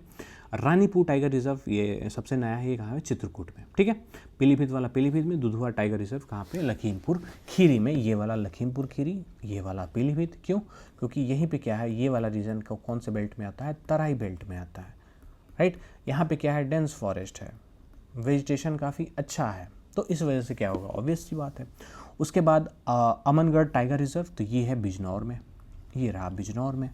उसके बाद हम आते हैं रानीपुर चित्रकूट में, रानीपुर ये रहा, वहाँ आ जाए चित्रकूट में, ये रहा, ठीक है। ये रानीपुर चित्रकूट क्यों हमने किया है, तो ये कनेक्टेड है किससे, MP से, ठीक है। तो MP में क्या है, बहुत ज़्यादा फॉरेस्ट रीजन है, इसकी वजह से क्या होता है, टाइगर रिजर्व हमारे यूपी में बन जाता है। ऑलराइट, अब आते हैं वाइल्ड लाइफ सेंचुरी पे, कतरनी घाट बहराइच में, बहराइच यहाँ पे क्यों, क्योंकि यहाँ भी क्या है, डेंस फॉरेस्ट पाए जाते हैं, डेंस फॉरेस्ट पाए जाते हैं, ठीक है। दूसरा हम आते हैं चंद्रप्रभा वाइल्ड लाइफ सेंचुरी, कहाँ पे, चंदौली में, ठीक है। तो Chandraprabha wild life sanctuary Chandauli में, ये यहाँ नहीं है, ये इधर साइड पड़ता है, ठीक है। उसके बाद सुहाबी वारा महाराजगंज में, ठीक है, महाराजगंज में, यहाँ पे महाराजगंज पड़ता है, ये कुशीनगर, ये देवरिया, महाराजगंज, यही महाराजगंज पड़ता है, ठीक है। ये मैप मैंने पहले ही बता रखा है कि ये मैप क्या है, ये मैप ओरिजिनल नहीं है, ये मैंने बस AI से जनरेट किया था, राइट, बट ये लोकेशन सही नहीं है, आप थोड़ा सा आइडिया लगा सकते हैं, बट ओके, ऑलराइट। उसके बाद है सुहेलवा, श्रावस्ती, सुहेलवा, राइट। उसके बाद कैमूर वाइल्ड लाइफ सेंचुरी कहाँ पे, सोनभद्र में, Kaimur wild life sanctuary Sonbhadra में, ऑलराइट। उसके बाद हम आते हैं Hastinapur wildlife sanctuary, Meerut, Hapur, Bijnor, Muzaffarpur और अमरोहा में कहाँ पे, हस्तिनापुर, ये वाला रीजन, ठीक है। उसके बाद हम आते हैं बखीरा वाइल्ड लाइफ सेंचुरी, कहाँ, ये भी रामसर साइट है, कहाँ पे है, संत Kabir Nagar Bakhira wild life sanctuary. उसके बाद हम आते हैं नेशनल चंबल सेंचुरी, ये क्या है, ये PYQ है कि नेशनल चंबल सेंचुरी कहाँ पे है, तो ये यूपी एमपी और राजस्थान से ये बॉर्डर शेयर करती है, ये यहाँ पे, ठीक है, ऑलराइट, ओके। उसके बाद आते हैं की घड़ियाल सेंचुरी, घड़ियाल कहाँ पे आते हैं, कीन घड़ियाल सेंचुरी बांदा में, ये बांदा में, ठीक है, ऑलराइट, बांदा, ठीक है। तो ये रहे कुछ हमारे tiger reserve, wild life sanctuary और नेशनल चंबल सेंचुरी, ऑलराइट। आगे आइए देखते हैं, थोड़ी सी जानकारी इस से देख लेते हैं। दुधवा टाइगर रिजर्व क्या है, ओल्डेस्ट है, लखीमपुर खीरी बहराइच में पड़ता है। टाइगर रिजर्व की हम बात कर रहे हैं। Dudhwa wild life sanctuary, Dudhwa tiger reserve 1987 में बना था, ओल्डेस्ट है यूपी में, ओल्डेस्ट टाइगर रिजर्व है यूपी में। कोर में दुधवा नेशनल पार्क है 1977 में। लार्जेस्ट डिस्ट्रिक्ट लखीमपुर खीरी है। वन हॉर्न राइनो पाया जाता है, री इंट्रोड्यूस हुआ था इसमें 1984 में। स्वैम्प डियर बारासिंघा यहाँ पे नेपाल बॉर्डर एरिया में, क्योंकि बॉर्डर पे पड़ता है तो ये यहाँ पे पाए जाते हैं। तो दुधवा टाइगर रिजर्व से 3 चीज़ें याद रखनी है हमको, यहाँ पे वन हॉर्न राइनो भी है, स्वैम्प डियर भी है और क्या है, टाइगर्स भी हैं, ठीक है। उसके बाद पीलीभीत टाइगर रिजर्व न्यूएस्ट है, यानी कि 2014 में बना था, ये न्यूएस्ट नहीं है, 2022 में बना था। कौन सा, Ranipur tiger reserve, right. Pilibhit वाला कहाँ बना है, 2014 में बना था, पीलीभीत से लखीमपुर खीरी तक ये जाता है। उसके बाद यहाँ पे Terai arc landscape corridor with Nepal, यहाँ पे गोमती रिवर यहीं से निकलती है, इसलिए इंपॉर्टेंट है पीलीभीत टाइगर रिजर्व। कौन सी झील से, फुलहार झील से, ऑलराइट। अमनगढ़ टाइगर रिजर्व, ये जिम कॉर्बेट का ही क्या है, buffer area, right. Buffer area बोले तो यहाँ से हम देखें अमनगढ़, हम बिजनौर डिस्ट्रिक्ट में, ठीक है, बिजनौर डिस्ट्रिक्ट ये वाला, ये सही है, ठीक है। यहाँ पे क्या है, जिम कॉर्बेट है, उत्तराखंड में जिम कॉर्बेट है, उसका थोड़ा सा एरिया इसमें रखा हुआ है बफर एरिया, कि यहाँ पे तो रहते हैं लेकिन एक बफर भी बना के रखा गया है कि यहाँ पे टाइगर आ सकते हैं, ऑलराइट, ओके, ऑलराइट। अब आते हैं नेशनल पार्क पे। दुधवा नेशनल पार्क कहाँ पे, only national park in UP. Dudhwa national park Lakhimpur Kheri में है, 1977 में पहला ये नेशनल पार्क बना था यूपी का, ऑलराइट। क्या क्या पाया जाता है यहाँ पे, टाइगर है, वन हॉर्न राइनो है, जिसको इंट्रोड्यूस किया था कब, 1984 में। स्वैम्प डियर है, बारासिंघा है, और बारासिंघा क्या है, स्टेट एनिमल है यूपी का, ठीक है, ओके। हिस्पिड हेयर फ्लोरिकन यहाँ पे मिलते हैं, UNESCO man and birds reserve के तहत ये वाला नेशनल पार्क इंक्लूड हुआ है। साल फॉरेस्ट पाए जाते हैं, यहाँ पे मोहना रिवर फ्लो करती है, बहुत ज़्यादा इंपॉर्टेंट है मोहना रिवर, ये क्वेश्चन आ सकता है कि मोहना रिवर कहाँ से फ्लो करती है, ठीक है। एक वाइल्ड लाइफ सेंचुरी देख लेते हैं, कटरनी घाट, बहराइच, चंद्रप्रभा, चंदौली, चंद से चंदौली, सुहागी बारवा, महाराजगंज नेपाल के बॉर्डर पे, Suhelwa wildlife sanctuary, Balrampur, Shravasti, Kaimur, Sonbhadra और Mirzapur, Hastinapur, Meerut, Hastinapur wildlife sanctuary, Meerut, Hapur, Bijnor, Muzaffarnagar और फिर Amroha. National Chambal sanctuary Agra, Etawah, MP और राजस्थान में क्या करती है, यूपी, एमपी और राजस्थान से ये ट्राइजेक्शन है, राइट। केन घड़ियाल सेंचुरी बांदा में है, बांदा पन्ना डिस्ट्रिक्ट, पन्ना मध्य प्रदेश में है। घड़ियाल कंजर्वेशन होता है यहाँ पे, और ये बॉर्डर शेयर करती है किससे, एमपी से, केन रिवर के पास। बखीरा वाइल्ड लाइफ सेंचुरी, ये क्या है, रामसर साइट है, कहाँ पे है, संत कबीर नगर में। एक और रामसर साइट है कहाँ पे, बलिया में, जो कि है सुरहा ताल, आपको याद होगा, ऑलराइट। अब आते हैं कुछ वाइल्ड लाइफ की स्पीसीज़ देख लेते हैं, क्या क्या जो यूपी में इंपॉर्टेंट है, जो यूपी में पाई जाती हैं।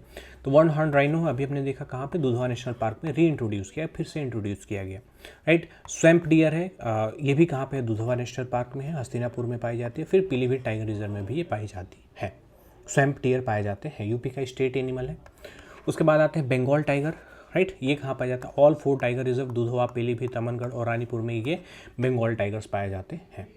घड़ियाल कहाँ पाए जाते हैं, चंबल रिवर में पाए जाता है, केन रिवर में, और गिरवा, गिरवा कतरनी घाट में पाए जाते हैं। ये इंपॉर्टेंट है हमारे लिए कि जो घड़ियाल है, घड़ियाल का एक हैचिंग सेंटर भी है यमुना रिवर में बनाया गया है। ये घड़ियाल जो है क्रिटिकली इंडेंजर्ड है, फिश फ्लोटिंग क्रोकोडाइल है, लॉन्ग थिन स्काउट है, ओनली ब्रीड इन चंबल प्लस गिरवा रिवर में, ठीक है। गंगेटिक डॉल्फिन कहाँ पे, गंगा में, चंबल में, गिरवा में, केन रिवर में ये पाए जाते हैं। गैंगेटिक डॉल्फिन बहुत ज़्यादा इंपॉर्टेंट है। यूपी का स्टेट एक्वेटिक एनिमल भी है और इंडिया का एक्वेटिक एनिमल भी है। फ्रेश वाटर डॉल्फिन, फिर इनका ब्लाइंड नेविगेशन, यानी कि ये साउंड पे चलती हैं, साउंड पे ये अंधी होती हैं, इनको दिखाई नहीं देता है। हिस्पिड हेयर ये बोलते हैं थोड़ा सा एक हिरन टाइप के, ये कहाँ पे, दुधवा नेशनल पार्क, पूरे तराई ग्रासलैंड में ये पाए जाते हैं। ठीक है। इंडियन वल्चर ये क्या हो चुके हैं, अब थोड़े से क्रिटिकली एंडेंजर्ड है। किसकी वजह से, diclofenac poisoning dissipated population. Diclofenac क्या होता है, डाइक्लोफिनेक हम एक पेन किलर है जो कि हम एक्सटेंसिवली यूज़ करते हैं एनिमल्स में। एनिमल्स बोले तो लाइव स्टॉक में जब लाइव स्टॉक यानी कि काऊ, बफेलो, इन सब चीज़ों में हम क्या करते हैं, यूज़ करते हैं। इन सब चीज़ों में हम यूज़ इसलिए करते हैं कि इनकी जो मिल्किंग की पावर है वो थोड़ी बढ़ जाती है, मिल्क ज़्यादा देने लगती है। तो ये होती हैं, जब ये डेथ कर जाती हैं तो ये जो इनके अंदर डाइक्लोफिनेक होता है तो इनको वल्चर्स खाते हैं।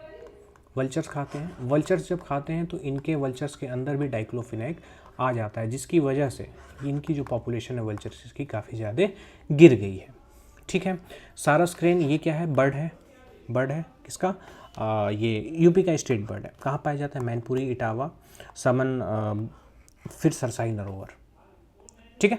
ऑलराइट, तो ये सारी चीज़ें हैं, थोड़ी सी चीज़ें हैं, बहुत ज़्यादा इंपॉर्टेंट है और हमने एक ही जगह पे कलेक्ट करके ऐसे रख दिया गया है। ठीक है। कुछ सीजन्स में मेजर क्रॉप्स क्या क्या पाए जाते हैं, आई नो आपको पता ही होगा। रबी क्रॉप्स में हम क्या बोलते हैं, अक्टूबर से मार्च के बीच में हम बोते हैं वीट बोते हैं सबसे ज़्यादा, मस्टर्ड, पीस, बार्ली, पोटैटो बोते हैं। वीट हम पूरे प्लेन में बोलते हैं, पोटैटो भी बोलते हैं आगरा में, फर्रुखाबाद में, 1 डिस्ट्रिक्ट 1 प्रोग्राम के तहत। ओके।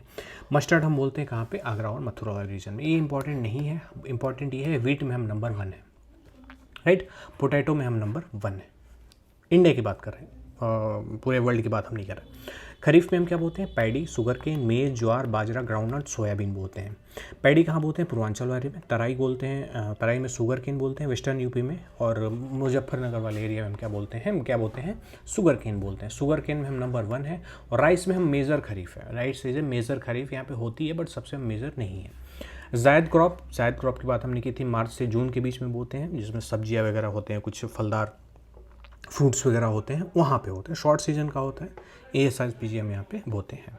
ककम्बर, मेलन, वाटरमेलन और फिर मूंग कहाँ पे, गंगा यमुना ब्लड फ्लेन पे, खादर वाले बेल्ट पे हम बोते हैं। ऑलराइट, ठीक है। अब हम आते हैं मोस्ट इंपॉर्टेंट GI टैग्स। बहुत आसान है, मैंने देखा था तो मैंने देखा कि यार 77 हैं या फिर टफ़ होंगे, फिर नहीं, मैंने देखा कि नहीं, टफ़ नहीं है। ठीक है। इलाहाबाद में सुरखा गुआवा है, अमरूद है, इलाहाबादी अमरूद आपके यहाँ भी जाती होगी, जहाँ भी आप हो, बहुत बड़ी बड़ी होती है, उनकी अंदर से पिंक होता है। ठीक है। तो वो उसको GI टैग मिला है कहाँ पे, इलाहाबाद से। ठीक है। मलिहाबाद दशहरी आम, इसको तो बताने की ज़रूरत है नहीं, मलिहाबाद लखनऊ में पड़ता है, वहाँ पे GI टैग मिला है दशहरी आम को। ठीक है। काला नमक राइस, ये हमने कल के लेक्चर में हमने पढ़ा था, सिद्धार्थनगर में ये पाया जाता है। ठीक है। उसकी बुआई होती है, सिद्धार्थनगर को, डिस्ट्रिक्ट को, इसको क्या मिला है, काला नमक राइस का GI टैग मिला हुआ है। बासमती राइस जो बहुत बहुत इंपॉर्टेंट है, वो है वेस्टर्न यूपी में मिला हुआ है, किसी एक पर्टिकुलर डिस्ट्रिक्ट में नहीं मिला है। ये जो बासमती राइस है, इसको हम उत्तराखंड से भी शेयर करते हैं, हिमाचल से भी शेयर करते, उत्तराखंड से, दिल्ली से, हिमाचल प्रदेश से, पंजाब, हरियाणा, JNK सबसे हम शेयर करते हैं ये बासमती राइस। रतौल का मैंगो, रतौल जगह कहाँ पे है, बागपत में। बागपत में भी एक यूनिक वैरायटी का मैंगो होता है, वहाँ पे GI टैग मिला है। महोबा का देसावरी पान, तो महोबा से मिला होगा, सिंपल सी बात है। ठीक है। ये क्या है, पान है। उसके बाद आदम चीनी चावल, ये चंदौली और वाराणसी के रीजन में बनाया जाता है। ये क्या है, ट्रेडिशनल एरोमेटिक राइस वैरायटी है। ठीक है। ये राइस वैरायटी है, एक चावल का प्रकार है। प्रतापगढ़ से क्या है, आंवला जो होता है, गूसबेरी, इसमें विटामिन C कंटेंट बहुत ज़्यादा होता है, तो प्रतापगढ़ का इंपॉर्टेंट है। तो आंवला कहाँ से याद रखना है हमको, प्रतापगढ़ से याद रखना है। बनारस का लंगड़ा आम, बनारस का है क्या, लंगड़ा आम, बनारस का GI टैग मिला है। रामनगर का भांटा यानी कि ब्रिंजल, बैगन बोलते हैं ना, तो रामनगर यानी कि वाराणसी में पड़ता है। ठीक है। ये यूनिक है, ब्रिंजल की वेराइटी, ये कहाँ मिला हुआ है, इसको GI टैग मिला हुआ है। बनारस का पान, ये तो बताने की ज़रूरत नहीं है, हाई क्वालिटी पान का, ये बहुत अच्छी क्वालिटी होती है। बनारस का लाल भरवा मिर्च, आपने देखा होगा, मिर्ची का अचार होता है, बहुत बहुत मोटा होता है, मिर्ची लाल कलर का, उसमें मसाले भरते हैं, तो वो कहाँ का मिला हुआ है, भरवा मिर्च, ये वाराणसी का। ठीक है। फिर चिरैया गाँव, करोंडा एक चिरैया गाँव में एक नेटिव फ्रूट है, चिरैया गाँव, वहाँ वाराणसी में मिला हुआ है। बुंदेलखंड का कठिया गेहूँ, गेहूँ यानी कि वीट की एक वेराइटी है, कहाँ पे मिलती है, कहाँ से, बुंदेलखंड वाले रीजन में, जिसको कहाँ से शेयर करते हैं हम, एमपी के साथ भी शेयर करते हैं। मुजफ्फरनगर का गुड़ ऐसे चीनी गुड़ होता है, वो मुजफ्फरनगर का गुड़ है। ठीक है, तो ये कुछ रहे एग्रीकल्चर से रिलेटेड 15 जीआई टैग। अब 77 हैं टोटल कितने हैं, 77। तो अब अभी भी बाकी हैं 37 और फिर 52 बाकी हैं। ठीक है, बनारस की साड़ी, बनारस की सिल्क वाली साड़ी क्या है, जीआई टैग है। एक्सपोर्ट ओरिएंटेड मलबेरी सिल्क से क्या बनाई जाती है, यहाँ पे साड़ी बनाई जाती है, बहुत महंगी आती है बनारसी साड़ी। उसके बाद लखनऊ का चिकन क्राफ्ट, चिकन करी के कपड़े, राइट, ओके, ठीक है, तो ये लखनऊ के।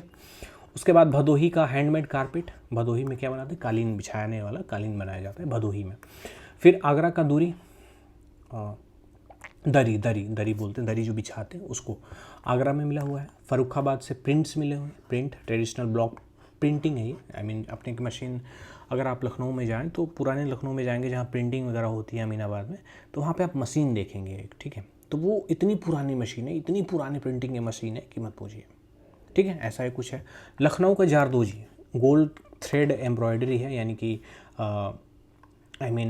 ये क्या बोलते हैं, सोने के धागे से क्या की जाती है, यहाँ पे एम्ब्रॉयडरी कढ़ाई की जाती है, जिसको हम बोलते हैं जारदोजी। फिरोजाबाद ग्लास की फैक्ट्री बहुत ज़्यादा इंपॉर्टेंट है, और ये तो मेंस में भी आता है, मेंस में भी हमने क्वेश्चन किया था ये। ठीक है, इंडियाज़ का ग्लास कैपिटल है कौन सा, फिरोजाबाद। फिर कन्नौज का परफ्यूम, ये भी इंपॉर्टेंट है, कन्नौज में इत्र हम बोलते हैं ना, अत्तर, ठीक है, कन्नौज को मिला हुआ है। कानपुर की सैडलरी यानी कि लेदर गुड्स यानी कि चमड़े के वस्तुएं यहाँ पे फेमस है। मुरादाबाद के मेटल क्राफ्ट, मुरादाबाद में क्या है, मेटल क्राफ्ट क्या के जैसे ब्रास है, मेटल वेयर की इंडस्ट्री यहाँ पे होती है। सहारनपुर के वुड क्राफ्ट बहुत ज़्यादा इंपॉर्टेंट है, यहाँ पे वुड क्राफ्टिंग ट्रेडिशन, यहाँ पे फर्नीचर्स वगैरह काफ़ी अच्छे बनाए जाते हैं, बहुत ज़्यादा हाई क्वालिटी के, तो इनको क्या दिया गया है, जीआई टैग दिया गया है। मेरठ का सीजर कैंची, कहाँ पे, मेरठ में, और ये PYQ है, पता है, ये PYQ है कब, 71 BPSC का, ठीक है, समझ गए। सर्जिकल एंड जनरल सीजर, मतलब कोई भी कैंची, सर्जिकल भी यानी कि ऑपरेशन करने वाले भी और नॉर्मल कैंची भी। खुर्जा की पॉटरी, खुर्जा कहाँ पे, खुर्जा शहर है बुलंदशहर में, तो यहाँ पे का पॉटरी, राइट, सिरेमिक पॉटरी यानी कि घड़े वगैरह, बर्तन वगैरह बात की जाती है। निजामाबाद वेस्ट में पड़ता है। आजमगढ़, निजामाबाद आजमगढ़, यहाँ पे ब्लैक पॉटरी यानी कि काले तरीके की पॉटरी। फिर मूंज, ये क्या है, PYQ है, कहाँ पे, अमेठी और सुल्तानपुर को इनको मिला है जीआई टैग, और ये लेटेस्ट मिला था, ये पिछले साल का है, और 2025 में ये PYQ पूछा गया था। ठीक है, मूंज क्या है, वाइल्ड ग्रास है, जिससे हम क्या, इससे वीविंग होती है। आपने देखा होगा कि बहुत सारे ऐसी चीज़ें हैं जो हम यूज़ करते हैं, एक ये ऐसे छठ में जब हम लेके जाते हैं, आपने देखा होगा सर पे रख के लेके जाते हैं, तो आपने देखा कोई वुड से बना होता है, पतली पतली वुड से बने होते हैं, राइट, तो वो एक तो बिना हुआ होता है, राइट, विविंग किया होता है, और एक बांस के छिलके से बनाया जाता है, तो बांस के छिलके वाला नहीं, जो विविंग किया जाता है वो मूंज से बनता है। ठीक है, नगीना शहर है बिजनौर, नगीना से सांसद है चंद्रशेखर, राइट, तो ये नगीना में वुड क्राफ्ट है, यहाँ भी क्या है, वुड की कार्विंग होती है, सेम है सहारनपुर, दोनों पास में है। अलीगढ़ का ताला लॉक मेकिंग इंडस्ट्री कहाँ पे है, अलीगढ़ में। पीलीभीत की बांसुरी हम बनाते हैं, बम्बू फ्लूट मेकिंग। फिर बनारस की भी वुड कार्विंग है, तो बनारस वुड कार्विंग कहाँ से है, वुड कार्विंग ये बनारस से है, उसके बाद हम नगीना से, और उसके बाद सहारनपुर से है। फिर बनारस का हैंड ब्लॉक प्रिंट, हाथ से प्रिंटिंग करने वाला, ये भी है। बनारस का जारदोजी, जारी एम्ब्रॉयडरी जो गोल्ड से बनती है। फिर चुनार का ग्लेज पॉटरी, चुनार जो है जगह है कहाँ पे, मिर्ज़ापुर में, ग्लेज पॉटरी से रिलेटेड यहाँ पे जीआई टैग मिला हुआ है। गोरखपुर का टेराकोटा, गोरखपुर से क्या मिला हुआ है, टेराकोटा क्राफ्ट मिला हुआ है। मऊ की साड़ी है, ठीक है, हैंडलूम साड़ी। मथुरा का सांझी क्राफ्ट है, traditional paper cutting art, paper को काट के आर्ट बनाते हैं। आपने बहुत सारा देखा होगा आर्ट एंड क्राफ्ट में, अगर छोटे बच्चे स्कूल टाइम में आपके एक किताब लगती थी, उस पीछे फिर पेपर्स दे दिए जाते थे रंग बिरंगे, उसको काट के बनाना होता था। संभल जिला है, horn and bone craft, right, horn यानी कि हॉर्न से यानी कि सिंग से क्या बनाया जाता है, कार्विंग की जाती है। बरेली के जारी जरदोजी, जारी दर्ज हो जी। तो जारी वर्ग कहाँ कहाँ से है? वाराणसी से बीएसपी, फिर बरेली, फिर सहारनपुर, ठीक है। मैनपुरी से तरकशी, तरकश जो वायर इनले वर्क है ये, राइट, मैनपुरी से। फिर अमरोहा का ढोलक, अमरोहा का ढोलक म्यूजिकल इंस्ट्रूमेंट है जो ढोलक बजाते हैं। आगरा में भी क्या मिला है? आगरा से ही मिला हुआ है लेदर का फुटवेयर। आगरा में भी क्या होता है? फुटवेयर इंडस्ट्री काफ़ी ज़्यादा, लेदर की इंडस्ट्री काफ़ी ज़्यादा है। जौनपुर की इमरती फेमस है, ट्रेडिशनल स्वीट है, आप खा के देखिएगा। खाया है मैंने, हाँ खाया। बनारस का ठंडई, ये भी पी के देखिए, इस ट्रेडिशनल बेवरेज है और ये ठंडई बोलते हैं वहाँ पे। और कहाँ पे है? हाँ, एक बनारस में उसको आप ठंडियों के दिनों में जाएंगे तो एक बहुत सारा क्रीम टाइप का मिलता है, उसको हम बोलते हैं मलाई, नहीं मलइयो, मलइयो, ठीक है। और वही चीज़ लखनऊ में मिलती है, लखनऊ में मिलती है, उसको हम बोलते हैं मलाई मक्खन। वो ठंडियों में मिलती है, ठीक है, ठंडियों में ही मिलती है मलाई मक्खन। ऑलराइट, बनारस की शहनाई, बनारस में शहनाई, शहनाई, शहनाई बजाने वाले बनारस के। बनारस का तबला भी जीआई टैग है। पिलखुआ का hand block print, Pilkhuwa Hapur जिला पड़ता है, ब्लॉक प्रिंटिंग से मिला हुआ है यहाँ पे। कल्पी का हैंडमेड पेपर है, कल्पी यानी जालौन से हैंडमेड पेपर। चित्रकूट का वुडन क्राफ्ट मिला है, यानी कि चित्रकूट में भी वुडन टॉयज और क्राफ्ट होते हैं। ऑलराइट, तो ये रहा है कुछ जीआई टैग्स। अगर ये आप पीडीएफ चाहते हैं तो ये चैनल ज्वाइन कर लीजिए, आपको यहाँ पे मिल जाएगा। पहली बार आए तो सब्सक्राइब कर लीजिए, इंस्टाग्राम पे भी फॉलो कर सकते हैं। अब आते हैं हम यहाँ के पीवाईक्यू के, इससे रिलेटेड जितने पीवाईक्यू आए हैं वो हम पीवाईक्यू करते हैं। पहला क्वेश्चन है, as per the Indian forest of state of forest report 2023 which of the following district of Uttar Pradesh had more than 20% of total area. किस जिले में 20% से ज़्यादा क्या है फॉरेस्ट कवर है? बहराइच, चंदौली, श्रावस्ती। किस जिले में है? तो ये है चंदौली और श्रावस्ती। ये क्वेश्चन हमने किया था, ठीक है। ऑलराइट, नेक्स्ट क्वेश्चन पे आते हैं। According to Uttar Pradesh one district one programme, one district one product scheme, the moonj product is related to which of the following. Moonj किससे रिलेटेड है? अमेठी से रिलेटेड है, सुल्तानपुर से, संत कबीर नगर तो हमने अभी पढ़ा नहीं था, ठीक है, तो 1 और 2 ओनली। नेक्स्ट क्वेश्चन पे आते हैं, with reference to Uttar Pradesh tiger reserve. Uttar Pradesh tiger reserve से which of the following is correctly match, कौन सा करेक्टली मैच्ड है? दुधवा है लखीमपुर खीरी में, हाँ बिल्कुल सही बात है। पीलीभीत में पीलीभीत है, पीलीभीत टाइगर रिजर्व है, बिल्कुल सही बात है। अमनगढ़ टाइगर रिजर्व कहाँ है? बिजनौर में, तो ये भी बिल्कुल सही बात है, तीनों एकदम सही है, ठीक है। और चौथा रिजर्व है कहाँ पे? चौथा टाइगर रिजर्व है एक रानीपुर टाइगर रिजर्व है, कहाँ पे? चित्रकूट बांदा में, ठीक है। फोर्थ टाइगर रिजर्व कहाँ पे है? फोर्थ टाइगर रिजर्व है Ranipur tiger reserve, Ranipur tiger reserve कहाँ पे? चित्रकूट, फिर बांदा। ऑलराइट, तो ये हमारे हो गए 4 टाइगर रिजर्व कहाँ के? यूपी के। नेक्स्ट क्वेश्चन पे चलते हैं, which of the following statement about काला नमक राइस। काला नमक rice, it is a GI tag product from Siddharthnagar district, बिल्कुल सही बात है।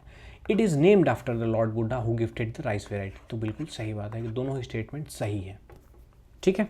अभी हमने देखा था। विच of the following is the यूपीज oldest tiger reserve, सबसे पुराना टाइगर रिजर्व कौन सा है? पीलीभीत है, अमनगढ़ है, रानीपुर है, नहीं ये है दुधवा। ऑलराइट, नेक्स्ट क्वेश्चन पे आते हैं, विथ रेफरेंस टू लू, लू चलती है, which of the following statement is correct, कौन सा स्टेटमेंट करेक्ट है? Loo is hot dry dusty local wind that blows over north western plains during summer. Summer में ये बहती है, पूरी सूखी होती है, ड्राई होती है और गर्म होती है और उसमें धूल होती है, ठीक है, तो बिल्कुल सही बात है। It primarily blows from west to east direction, हाँ पश्चिम से पूरब की तरफ ही ज़्यादा ये बहती है, तो दोनों स्टेटमेंट क्या है? सही है। नेक्स्ट क्वेश्चन पे चलते हैं, which of the following soil of UP form due to poor drainage, कौन सी मिट्टी होती है जिसमें पुअर ड्रेनेज से बनती है? हाई वाटर टेबल होता है वहाँ पे, यानी कि वहाँ पे जो वाटर लेवल होता है काफ़ी नीचे होता है। And high evaporation causing alkaline deposit on the surface, जिसकी वजह से बहुत ज़्यादा वहाँ पे इवापोरेशन होता है, हो जाता है, उसकी वजह से जो सॉइल होती है ऊपर की वो अल्कलाइन हो जाती है, काफ़ी ज़्यादा नमकीन टाइप की हो जाती है। तो कौन सी सॉइल है? वांगर, खादर, नहीं ये तो एलुवियल सॉइल, लेटराइट नहीं, ये तो लीचिंग से बनती है, ऊसर, ऊसर रेह की मिट्टी, ठीक है। नेक्स्ट क्वेश्चन पे चलते हैं, the Chambal, the national Chambal sanctuary is spread across which states. जो नेशनल चंबल सेंचुरी है किस स्टेट्स में ये स्प्रेड है, यानी कि फैली हुई है? यूपी राजस्थान ओनली, नहीं यूपी एमपी राजस्थान, हाँ यूपी एमपी और राजस्थान में फैली हुई है। यूपी, राजस्थान, हरियाणा है इसमें, ये वाला ऑप्शन नहीं है, तो हमारा हो जाएगा यूपी, मध्य प्रदेश और राजस्थान में ये नेशनल चंबल सेंचुरी फैली हुई है। नेक्स्ट क्वेश्चन पे आते हैं, which of the following is the only national park in of Uttar Pradesh. कौन सा नेशनल पार्क है सिर्फ उत्तर प्रदेश का, एक ही नेशनल पार्क है, तो वो है दुधवा नेशनल पार्क, राइट। 1977 में बनाया गया था और ये इकलौता नेशनल पार्क है। कहाँ पे? लखीमपुर खीरी डिस्ट्रिक्ट में। नेक्स्ट क्वेश्चन पे आते हैं, one horn rhino was introduced in Dudhwa national park. Dudhwa national park में इंट्रोड्यूस किया गया वन हॉर्न राइनो, बिल्कुल सही बात है। इट वॉज री इंट्रोड्यूस फ्रॉम विच रीजन, कौन से रीजन से इसको फिर से लाया गया था? तो नेपाल और आसाम से लाया गया था। आसाम से लाया गया था, आसाम हमने पढ़ा है, तो आसाम अगर ये नेपाल है तो दोनों ही ऑप्शन हमारे के, ये ऑप्शन क्या हो जाएगा हमारा?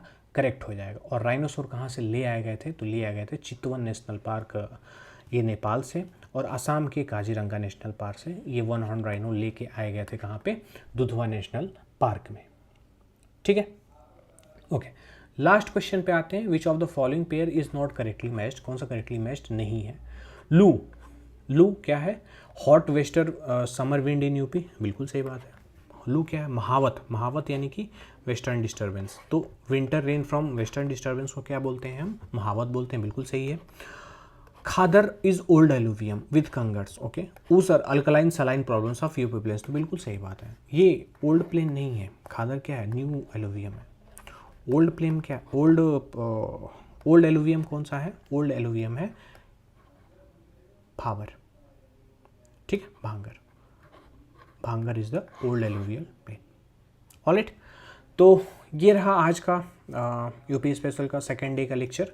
Thank you so much everyone. और पहली बार आए हैं तो टेलीग्राम ज्वाइन कर लीजिए। टेलीग्राम पे मैं डेली टारगेट अपलोड करता हूँ विथ सोर्सेज भी आपको प्रोवाइड किए जाते हैं, वो आपको पढ़ने होते हैं, PYQs करने होते हैं, सब कुछ सुबह में अपलोड हो जाता है। और अभी यूपी स्पेशल के नोट्स तो मैं अपने प्रोवाइड करा रहा हूँ, तो वो भी 9 बजे तक सभी अपलोड हो जाते हैं। वीडियोस 12 बजे के बाद, 3 बजे के बाद के आसपास आती है। पहली बार आए हैं तो चैनल को प्लीज़ सब्सक्राइब कर लीजिए, बेल आइकन को दबाइए। कोई क्वेरी है तो आप कमेंट बॉक्स में लिख सकते हैं या फिर DM कर सकते हैं इंस्टाग्राम पे भी आप मुझे फॉलो कर सकते हैं।